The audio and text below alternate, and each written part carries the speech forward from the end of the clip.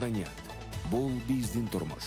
Жашоо агымынан артта калбай, күндөлүк жаңылыктарды, коомдогу ар кыл окуяларды бул программадан талдайбыз. Иш күндөрү саат 8:20 баштап. Күн чабы. Саламатсыздарбы, урматтуу Марал радиосунун угармандары, Facebook'тагы жана ошондой эле 24 ТВ каналынын көрүүчүлөрү, эфирде Күн чабыт маалыматтык талкуу программасы. Бүгүн биз жаңы министр айыл чарба тармагын кантип өнүктүрөт, өстүрөт деген теманын айланасында сөз кылабыз. Бүгүнкү берүүнү мен Айпери Жумабай кызы алып барам. Урматтуу угармандар жана көрөрмандар, эгер сиздин ушул темага байланыштуу суроолоруңуздар болсо жана ошондой эле айыл чарбасын кантип өнүктүрүш керек боюнча сиздин сунуш пикирлериңиз болсо 0312 68 06 06 номерине чалып бизге билдирүү калтырсаңыз болот. Ошондой эле биздин 0552 68 06 06 WhatsApp номерибиз дагы иштеп жатат. Бүгүн бизде конокто айыл чарба, тамак аш өнөр жайы жана мелиорация министри Тилек Токтогазиев бар. Саламатсызбы? Эфирибизге куш келипсиз. Саламатсыздарбы? Ошол Тилек мырза, алгач эле айтсаңыз, ошол 7 октябрда ошол акыркы окуяларга сиз өзүңүз дагы катыштыңыз активдүү. Ошол эле учурда 7 октябрь күнү өзүңүз талапкерлигиңизди өкмөт башчылыкка көрсөттүңүз. Андан кийин кээ окуяларда ошол башыңызга жаракат да калып, ооруканага түшүп калган күнүңүз болду. Ошол андан көп өткөндөн кийин ошол 22 октябрда сизди министр катары сунуштап, анан сунушту кабыл алыпсыз. Ушул сунушту кандай кабыл алдыңыз? Ушулар боюнча айтып берсеңиз. Эми 7 октябрда окуялар боюнча айта кетсем, аякта бизде мына аянтта аябай көп мындай өзгөчө жаштар көп болгондуктан, анан жаштар өздөрүнүн дагы бир талапкерин көрсөтөлү дегендей бир чечимге чыгышты да. Баары аянтта туруп издеп, аякта аябай көп кишилер жүрдү. Аябай көп аргасы партиялардан, ар кандай коомдук тармакта мындай иштеп жүргөн жаштар дагы жүрдү, лидерлер, жаш лидерлер. Бирок баары мындай изденип эле ким чыга алат, ким жоопкерчиликти ала алат дегенден, анан өздөрү деле анан бир учурда айтып калышты да, ким мындай алып кете алат дегенде, анан ичинен эле ошол лидерлердин арасынан мени сунуштап калышты. Анан ошол аянттын алдында ошо чыгып эметсем дагы эл дагы колдоп жакшы айтышты да. Анан бул ошол учурда биздин эң негизги максат Кыргызстанды биз укуктук талаага алып келиш керек болчу. Кеп жеке амбицияларда эмес, андай нерселерде эмес. Бул жерде жөн гана бир альтернатива катары көрсөтүп, анан парламентте эч кандай кысым жок, бир чечимдер кабыл алсын дегендей болгон да. Анан кийин болсо ошол 9 октябрда ошо аянтта дагы ушул мыйзамдуулук үчүн деген уран менен чыкканда, ошол жактан бир өзүнчө топ кишилер, эми аякта биз азыр кийин анализдеп көрсөк, аякта өзүнчө дагы бир күчтөр пайда болуптур, аяктан ошондой ойноп кетиптир. Алар болсо мындай таш менен чабышып, мен жаракат алгам. Анан 2 күн өзүмө келе албай жүргөм. Анан кийин ошо 2 күндөн кийин кандай десем, ойгонуп караганда уже ситуация аябай өзгөрүлүп, бирок биздин эң негизги талаптар кандай эле? Бул шайлоо жокко чыксын, Жээнбеков кетсин, Матраимов камалсын дегендер болчу. Анан кийин ошолордун баарын уже ооруканада жатканда ошонун баары жазалып, мындай только Матраимов азыр мындай аягына чейин камала элек, бирок ошол эле учурда анын позициялары мурункудай күчтүү эмес. Таптакыр эле позициялар жоготулду деп айтсак болот да. Бирок ошолордун баарын жазалап атканда менде уже ошол азыркы бийликке мындай ишеним дагы көбүрөөк болуп, анан сүйлөшсөк болот экендигин. Анткени ага чейин бизге келип аткан маалыматтар боюнча башкача болчу да. Жээнбековдор кайра күчөп кетет, Матраимовдор кайра андан да күчөп кетет дегендей ой болгондо, ошондуктан биз принципиалдуу позицияны карманып турдук да. Анткени ушул саясий кризистин эң негизги себепкерлери ошолор болгон.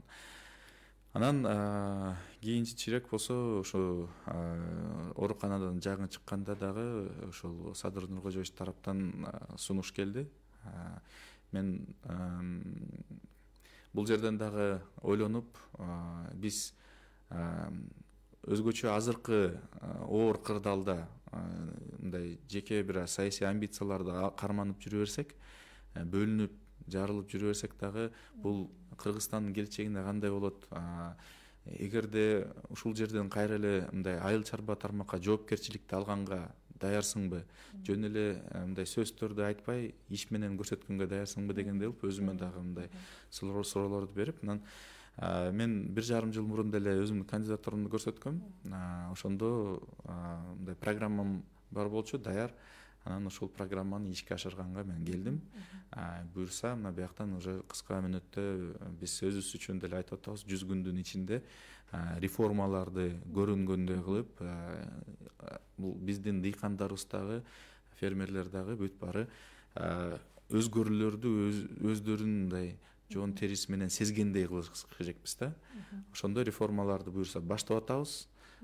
Мындай агрономиялык терминдер менен айтканда уруктарды отургуздук. Эми жакында буюрса ошол өсүмдүктөрүбүз, реформанын өсүмдүктөрү өсүп, ошол кыска мүнөттө бир түшүмдөрдү алабыз деген ишеним бар.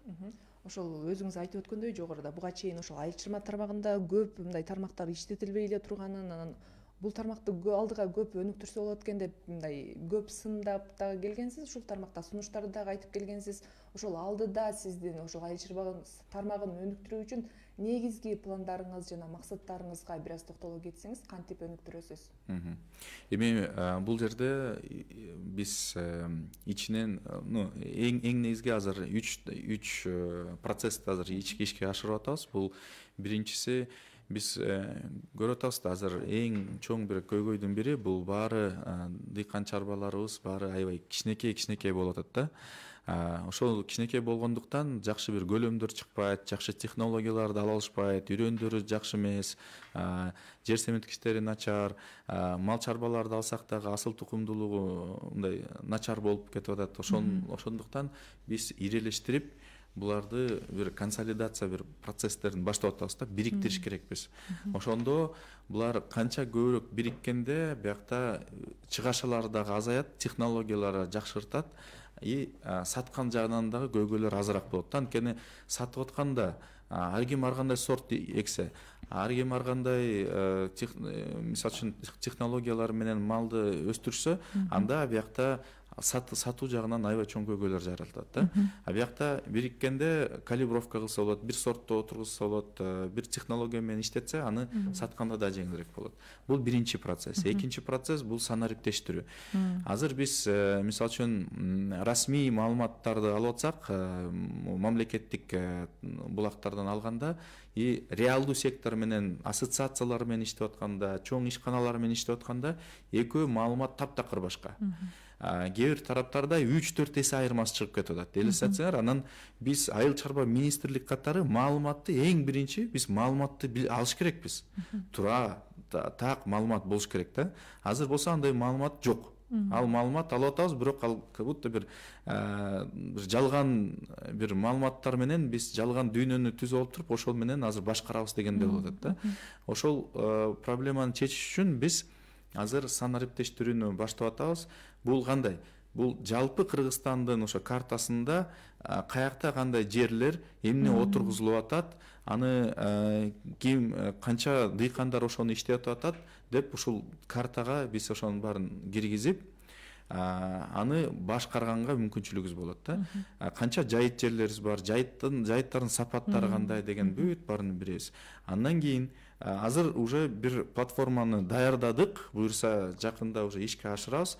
Ал жерде мамлекеттик кызматтар, айыл чарба тармактагы бул сертификаттарды алуу, кээ бир жактарда мисалы лицензияларды алуу керек болобу. Ошол ар кандай мамлекет менен байланышкан бүт мамлекет ошо кызматтардын баарын биз санариптештирели деп атабыз да. Анткени коррупциялык элементтердин көбү ошол жакта болот да.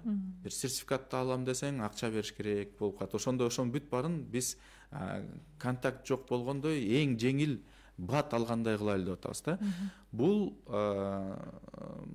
андан тышкары дагы азыр Telegram бот даярдалып атат. Бүт мына мисалы үчүн каякта жашабасын биздин дыйкандарыбыз, алар министрлик менен сүйлөшкөнгө, түздөн түз сүйлөшкөнгө Telegram аркылуу мүмкүнчүлүк болот. Ошондо кандай суроолорун болбосун, биз аларга мындай өзүнчө сервис катары жасап берели деп атабыз да.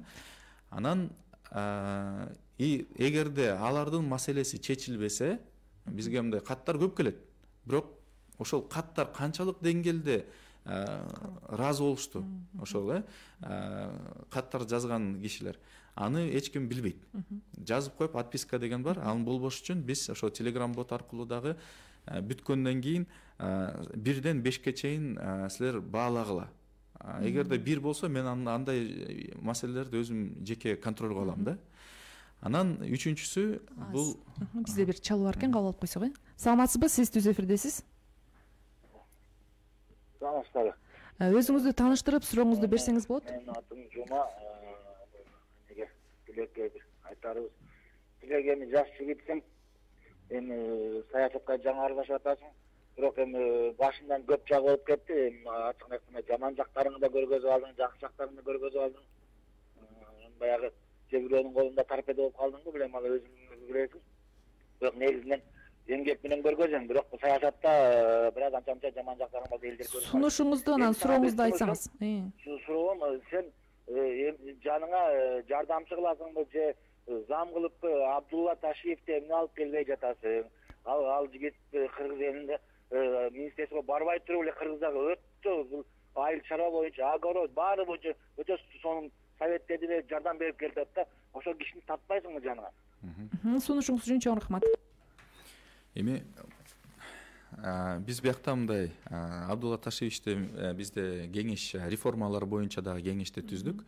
Биякта ар кайсы тармакта иштеген өзүнүн ишин жакшы билген профессионалдарды алып келип атабыз.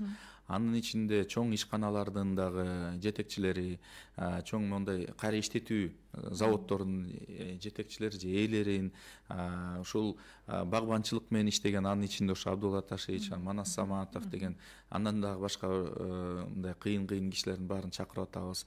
Андан тышкары ар кандай технологияларды бияка алып келип аткан кишилерди, банковский сектордун РКФР, Айылбанк, ошонун мындай өкүлдөрүн дагы чакырып атабыз. Жалпы айыл чарбаны өнүктүрө турган кишилердин баарын мындай өзүнчө чоң бир кеңеш, 50ге жакын кишини чоң бир кеңеш кылып түзүп атабыз да. Ал кеңеш аркылуу биз бир эле гана тарапты эмес, бүт тараптарды укканга мүмкүнчүлүк болот. Анын ичинде ошол эле экспорт менен иштеп аткан кишилер дагы бар да. Анан мен бир нерсени айтып коеюн, эми мага ар кимдерден, ар кайсы тараптардан мону чечип кой, муну кылып кой, могул кадрды алып кой, муну жумуштан ал, муну алып кел дегендей сөздөр көп келет, күнүгө келет. Анан бул ошол биз билбейм кандай десем, кыргызчылык деп койсок болобу, ошондон артка кетиш керек, мындай башка ага барбаш керекпиз деп ойлойм да. Мен азыр Садыр Нуркожоевич менен да сүйлөшкөндө айттым, бул тармакка мен жооп берем. Ошол тармакта кандай результат болобу же болбойбу, мен өзүм башы менен жооп берем да. Эгерде азыр ар кимдер келип алып эле сен муну кыл, тигини кыл десе, анда ошол кишилер жоопкерчиликте болуп калат да. Ошол үчүн мен эч кимди кадр саясатына кийлигиштирген жокмун. Баарын ичинен кандай болсун, мен азыр өзүм өзгөртөм. Эч кимдин ал жагынан кеңеш кереги жок. Чечкенден кийин анан кандай результат болот, буну өзүм башы менен жооп берем да. Бизде дагы бир чалуу бар экен. Саламатсызбы, сиз түз эфирдесиз. Байланыш үзүлүп калды. Ошол эле санариптештирүү темасына кетсеңиз, өзүңүз айтып өттүңүз. Ошол эле учурда ошол санариптештирүү декабрдын аягына чейин бүтөт деген дагы билдирүү айткан экенсиз. Ушул Кыргызстанда буга чейин санариптештирүү жылы деп жарыяланып, биринчи этабы. Ошол канча пайызга бүтөт, анан буну техникалык жактан, каржылык жактан кандай мүмкүнчүлүктөр бар? Ошол Кыргызстанда мүмкүнбү экен ошол санариптештирүү? Эми мен дүйнөнү аябай көп кыдырып жүрөм да. Негизи ошол Европаны, өнүккөн өлкөлөрдү, Американы, ошол жактардан барып, мен бир нерсени байкам, азыр уже аякта өздүк баасы чыгарып аткан өздүк баасы биздикинен дагы арзан болуп калып атат да. Эмне үчүн? Анткени булар жаңы технологияларды колдонушат. Мисалы үчүн космосъемка деген бар. Бизде деле ошо космосъемка жасалыптыр Кыргызстанда.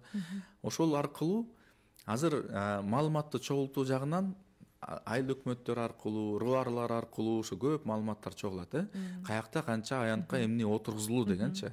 Бирок канчалык деңгээлде бул так маалыматты эч ким айта албайт. Жаңы технологиялар аркылуу биз муну жанакы искусственный интеллект деп коет, ошол менен эле өзү каякта буудай отургузулду, кайсы жерде жүгөрү отургузулду, кызылча, кандай бактар өсүп атат деген баарын бул ушул искусственный интеллект аркылуу баарын эле уже өлчөп, анан так даана аянты менен бүт баарын маалыматты алып койсок болот да. Бул боюнча биз азыр сүйлөшүүлөрдү жүргүзүп атабыз. Бияктан дагы бул технологияны колдонгонго мүмкүнчүлүгүбүз болот. Бирок жанакы мамлекет кызматты берүү жагынан буюрса, уже бул жылдын аягына чейин биз ишке киргизебиз. Бизде дагы бир чалуу бар экен. Саламатсызбы? Алло, саламатсызбы? Сиз түз эфирдесиз, өзүңүздү тааныштырып, кыскача сурооңузду же сунушуңузду айтсаңыз. Министрге. Алло. Угуп атабыз сизди. Мен Талас областынан, Манас районунан, Покровка айыл өкмөтүнөн Бекмурзаев Ошкул. Анан суроомда алда министрге биздин токтогазы, биздин баягы моундайда мен ушу орусча алып деп коет, кыргызча СПА. Ушу СПАда жорго СПАсында где-то 10 жыл болуп калды, иштегениме жетекчи болуп. Бирок СПАнын жашоо кыйында. Союз талкаланганда элге берип салган, эми же өкмөт карабайт, же СПАнын өзүнүн мүмкүнчүлүгү жок. Жөн эле кыйноочта ушуну же өкмөткө, же айыл өкмөт мамына ушуну бир нерсе кылып чечип берген, негизи элге да кыйын, суу жетпейт, ремонттай албайбыз, ушуну бир эффективдүү чечмейинче кыйын да, ушу вообще эле кыйын да, элдин талабы көп, жогору, биздин мүмкүнчүлүк жетпейт.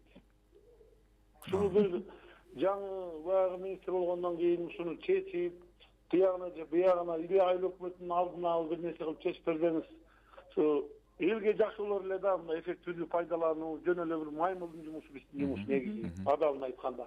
Рахмат сунушуңузга. Эң туура, эң мындай туура маселени көтөрдү байкебиз. Бул негизи айыл чарбаны суу маселесин чечмейинче айыл чарбаны да өнүктүрүш оор болот да.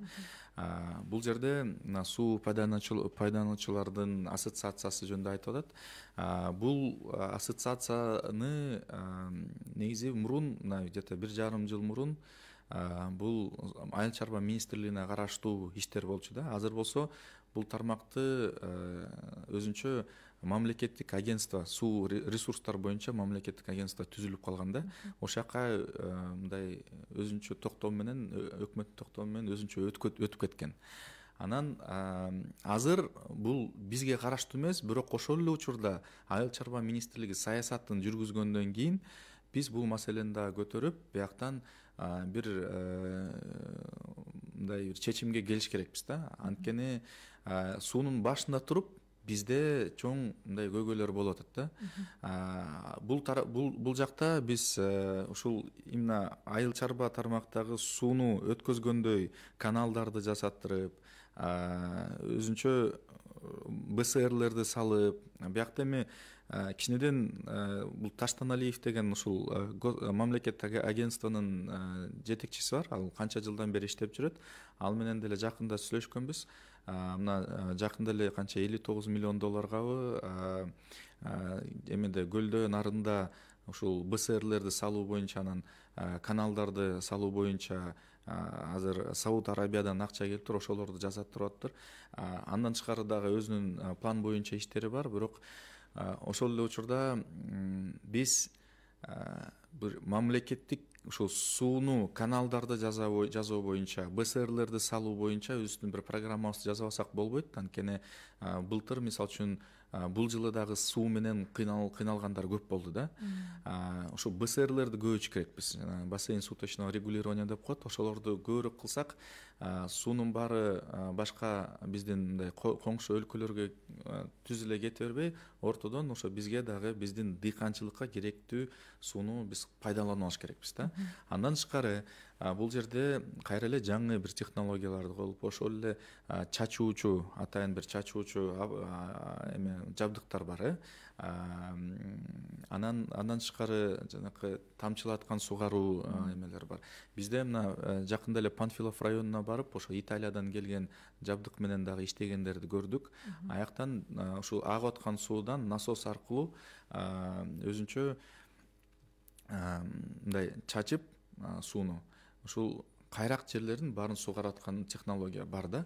Аны биз өзүнчө бир лизинг программалар менен ушуну дагы өндүргөнгө мындай программаны даярдап атабыз да. Бизде дагы бир чалуу бар экен. Саламатсызбы?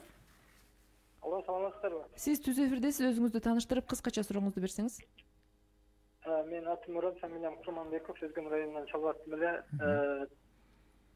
Тилек мырза, сиз түштүк жергесине келгенсизби? Ооба, көп жолу.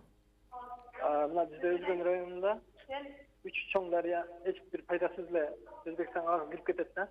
Кайракы жерлер биз ошончо. Буну даже элдерде кандай кылып иштеткени долбоору бар да, даяр. Ушул нерселерге көңүл буруп койсоңуз. Рахмат. Силер тиги эгерде мүмкүн болсо контакт бере албайсызбы? Бул жакта суроосунда калтырган экен, Курманбаев Мурат деген Фейсбуктан дагы суроо калтырыптыр, ушул түз эфирдин астына ушул эле суроосун. Макул. Анда биз байланышалы. Мен буюрса ошо түштүккө дагы барып өзүнчө иш чаралар мындай программа менен барабыз. Анан ошондо дагы таанышып кетели. Бирок мен Кыргызстанда ушундай көйгөйлөр көп аябай. Суу жагынан ошо кайрак жер көп болуп атат да. Ошол жакта мындай электроэнергия жок, эч кандай насостор жок дагы бир технология бар экен. Бул гидротаран деп коет. Бул өзүнүн суу акканда бир труба коюп, ошо трубадан мындай суу аябай күчтүү напор менен келгенде гидротаран менен өзү кайра өйдө көтөрүлүп берген 500 метрге чейинби ошондой көтөргөн бир технология бар экен да өйдө. Ошол технологияны буюрса биз мындай бияктан уже иштеп аткандарды көрүп атабыз. Бул бизде Рогозин деген илимий бир киши бар болчу экен. Ал ошо былтыр каза болуп калганбы, анан бирок анын баласы азыр ушуну улантып атыптыр да. Ушул технологияны биз дагы караштырып өзүнчө кайсыл жерлерге ушундайларды киргизсек болот. Анан негизи эле ушул технологияны жайылтканга дагы жардам берели деп атабыз да. Бул эч кандай электроэнергия кереги жок. Бат, жеңил, арзан, ушул сугарылбаган жерлерди сугарганга мүмкүнчүлүк берет. Дагы бир чалуу бар экен. Саламатсызбы? Саламатсыздарбы? Өзүңүздү тааныштырып, сурооңузду кыскача берсеңиз. Силер айтып атасыздар, жерлерди бекитебиз деп. Эгерде ушу дыйканчылыктын ичинде өзүн жакшы иштеп атып, момчум алып аткан, акча таап аткан адамдар дагы бир үйгө кошулуп кете турган болсо, анда баягы илгеркиде колхоз түзүлө турган болсо, жеке менчиктүүлүк жүрүп аткандар келечектеги митингиге башчы ошондой эле көтөрүлүшкө чыгууга шарт түзүлүп калбайбы? Жакшы иштеп аткан элдерге тийиштүү эмне кереги бар? Алемби. Сурооңузга чоң рахмат.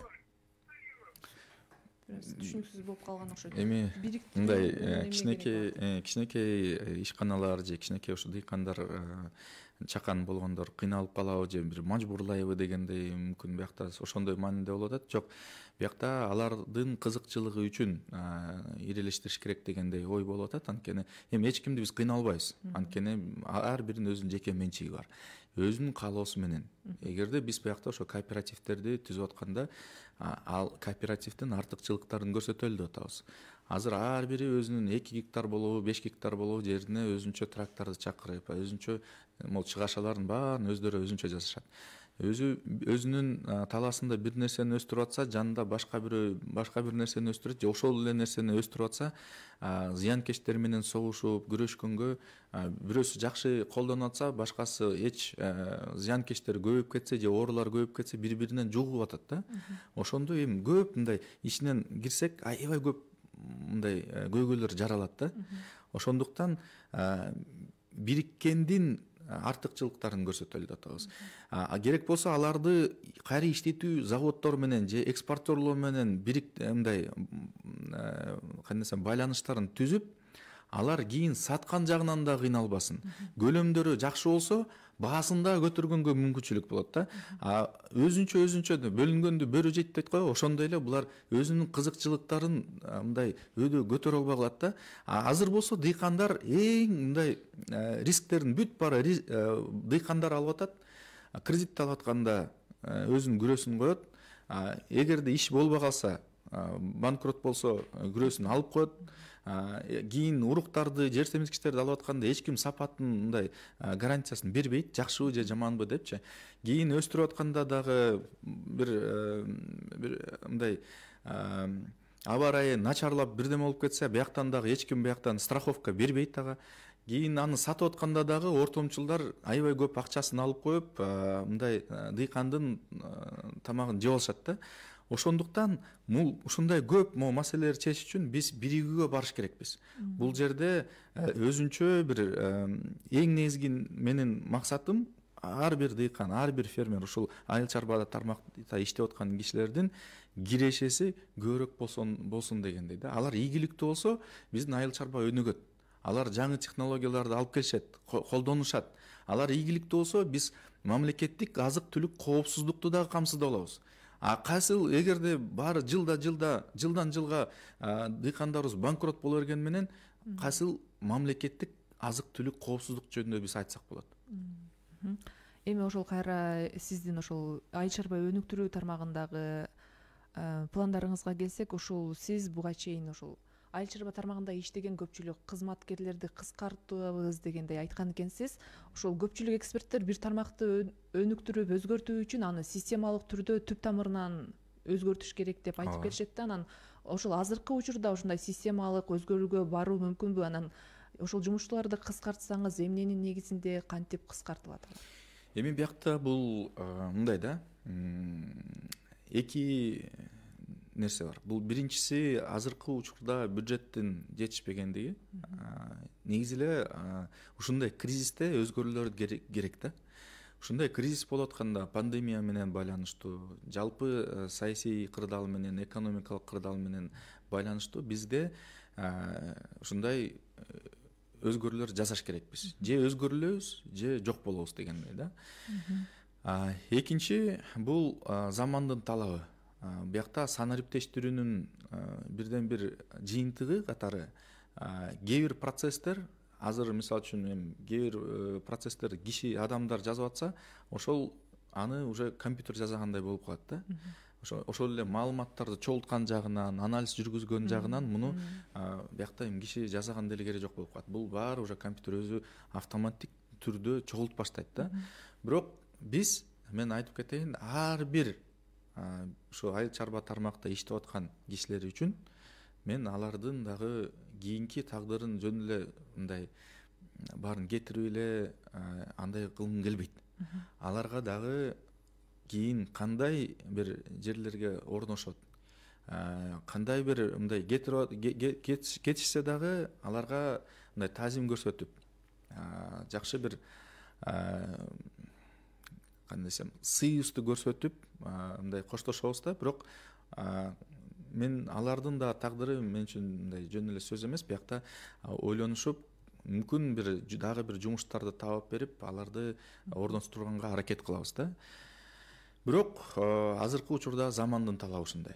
Биз эффективдүүлүктү көтөрүш керекпиз, биякта чоң реформалар жасаш керекпиз. Ал реформалар жасаш үчүн ушундай кадамдарга барыш керекпиз да. Андан тышкары көп жерлерде мындай дагы көрүп атам, жаңы ушу технологиялар менен колдонгон кишилер аз болуп атат. Кээ бир жерлерде аябай тажрыйбалуу башкарып аткан ушу кишилер бар экен, менеджерлерчи. Бирок технологиялар менен эч мындай дос эмес экен да. Мен кээ бир учурларда эгерде адамдар жакшы мындай башкарып атышса, жакшы мындай жетекчи болуп атса, ушуларды жөн эле мындай бүттү булар эски деп туруп эле кетирем деген оюм жок. Бирок аларга жардамчы катары мен жаштарды кошуп берип, алар болсо мындай синергия болсун деп атам да. Тажрыйба менен жаш энергия, жаш инновациялык технологиялар кошулсун. Ошол бирге иштегенде жакшы бир жыйынтыкка келишет да. Анан мындай радикалдык мындай идеялар жок, баарын эле талкуулап, баарын кетирип дегендечи. Биз муну мындай аябай улууларда да урматтап, бирок ошол эле учурда эң негизги бизде результат керек, жыйынтык керек. Бизде чалуу бар экен, кабыл алсак. Саламатсызбы? Саламатсызбы? Түз эфирдесиз, өзүңүз кыскача тааныштырып суроону берсеңиз болот. Хорошо, рахмат. Чоң рахмат. Сурооңузду бересизби? Берем. Күтүп атабыз. Алишеров Улан, Бишкек.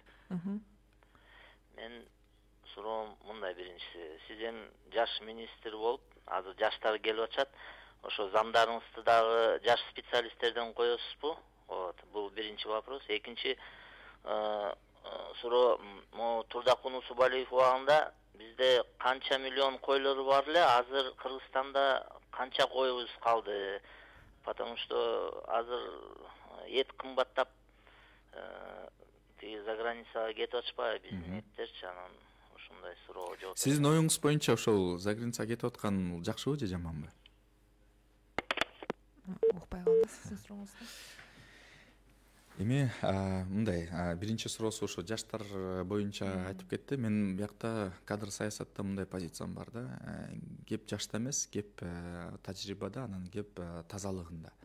Эгерде кээ бирлер бар, мен тааныган кишилер, мисалы үчүн 50 жашта болсо дагы, бирок өзүнүн жумушун аябай так аткарып жүрүп, тажрыйбалуу, бирок мындай профессионал, анан эч кандай бир жаман мындай схемаларга катышпаган, таптаза, анан энергиясы боюнча 20 жаштагы көп жаш балдарга караганда энергиясы көп болгон кишилерди тааныйм да.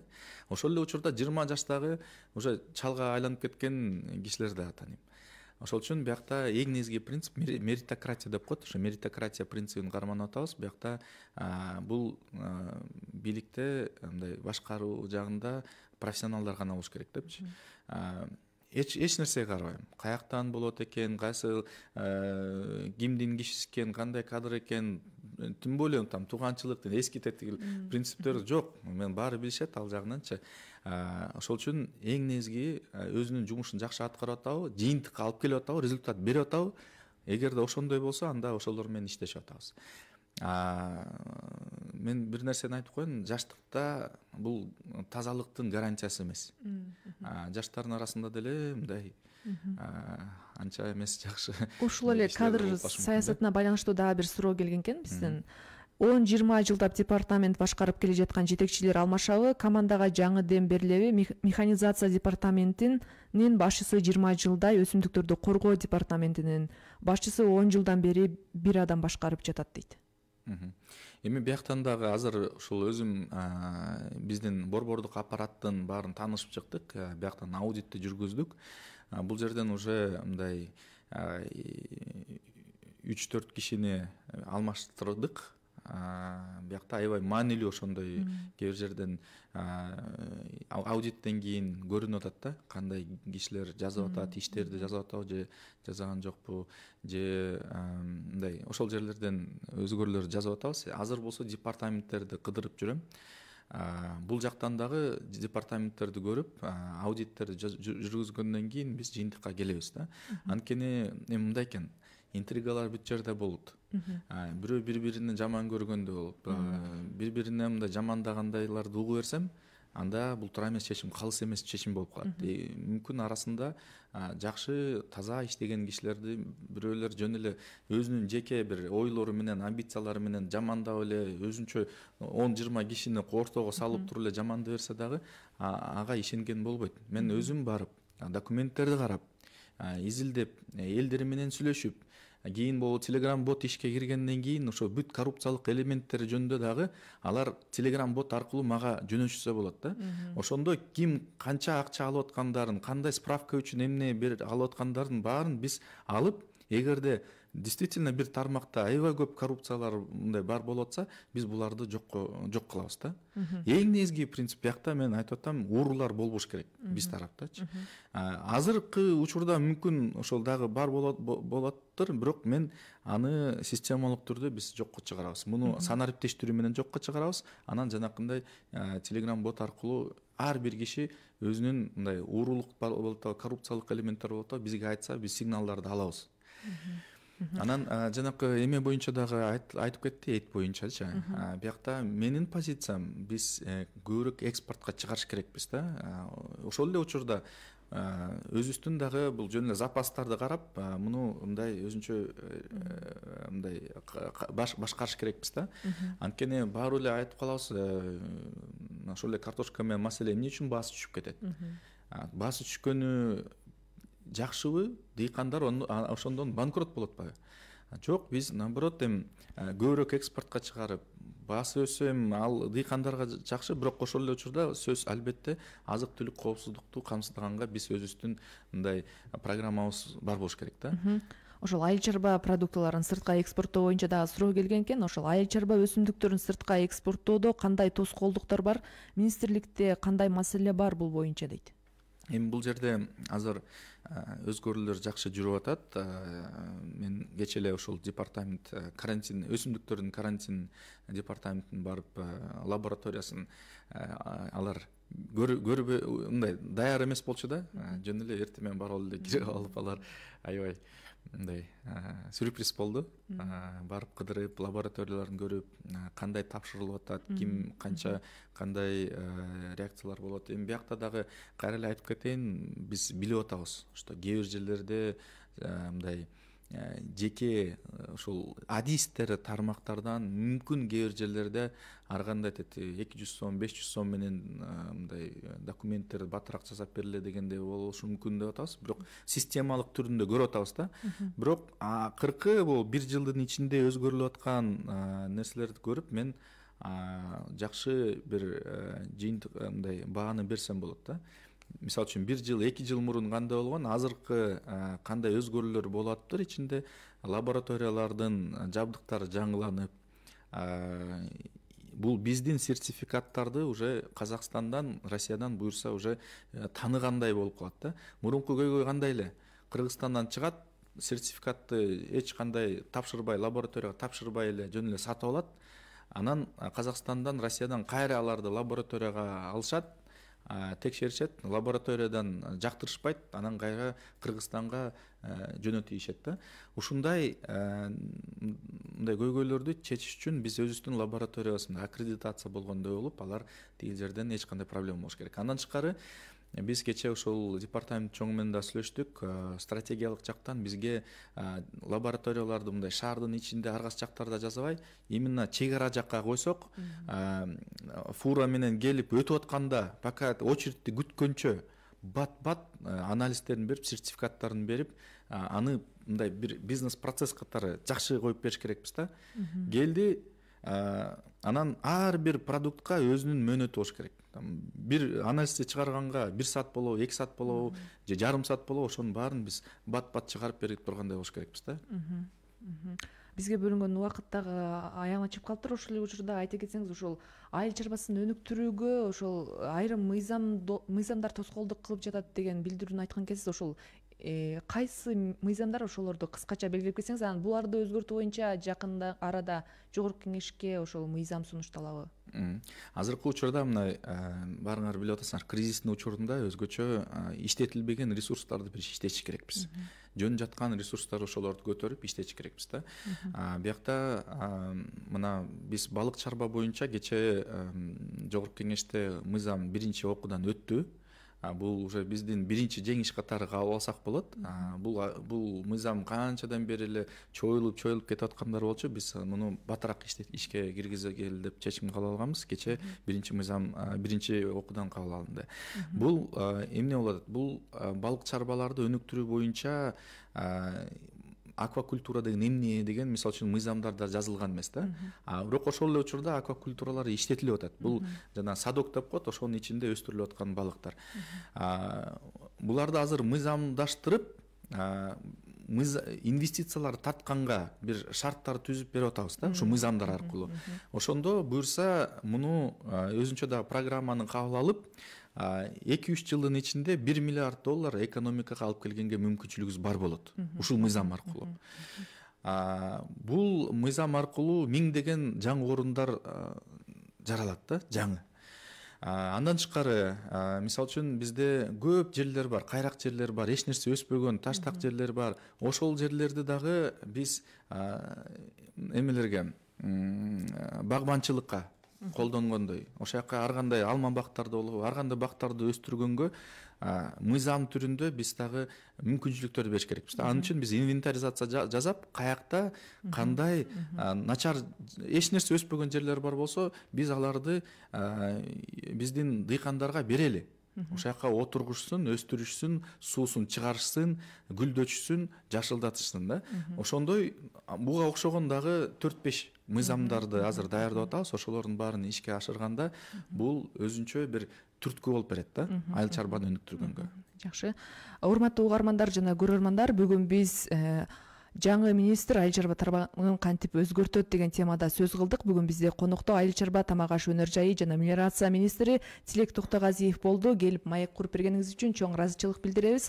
Урматтуу угармандар жана көрөрмандар, Марал радиосу өз берүүлөрүн улантат. Бүгүнкү берүүнү мен Айпери Жумабай кызы алып бардым. Кийинки эфирден көрүшкөнчө саламатта туруңуздар.